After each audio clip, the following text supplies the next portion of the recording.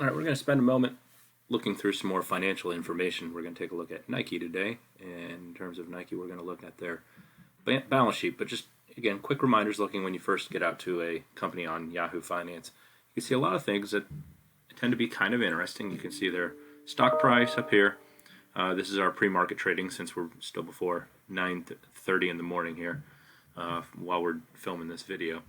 And then you can see the days range from yesterday and the 52-week range. Obviously, COVID-19 dropped that quite a bit, and the bump before that was quite high. So it's been quite a pattern here. And now you can see where we've kind of settled to the middle, at least for the time being. We'll see how it goes. All right, now into our financial analysis. So today we're going to look at the balance sheet. So we're going to financials. If we click on financials, it takes you to the income statement. So you're going to have to move yourself to the balance sheet. And take a look at our balance sheet.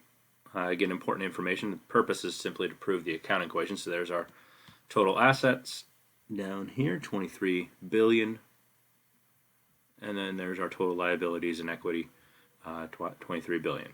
But now the other information that you are looking into with financial analysis, you might look into, well, what's the current ratio of a company?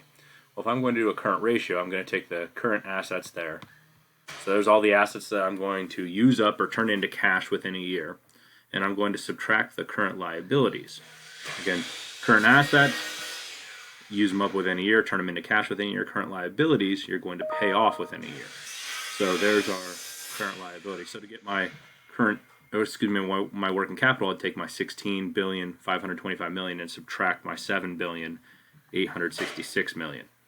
And then that would give me my working capital. To get my current ratio, take those same two numbers, and instead of subtracting, now I divide. So there's some important information we can find from the balance sheet. When you look at working capital, obviously you want to have a positive working capital.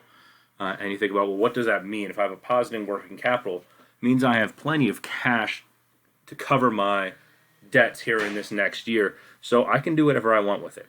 If I want to spend that extra cash to develop a new product, I can. If I want to pay out a dividend, I could. If I wanted to buy more equipment for my business, absolutely invest in my business, that's a possibility as well. Current ratio then, what's that going to tell you? This is going to kind of, again, the denominator in that situation is your liabilities. So you're going to base things off your liabilities, and when you're above 1, it means you have more assets than liabilities. And then from there, it just shows you how greater your asset, your development of your assets is than your current liabilities. So you want to live above it. Now, there's an interesting case if you look at Walmart, and you can see the ticker symbol popped up over here. Walmart actually operates below a working capital of 0. They're always in negative working capital. And the current ratio subsequently is always below 1. But yet they continue to exist. So one of the questions you got to think about is, how can they make that happen all the time?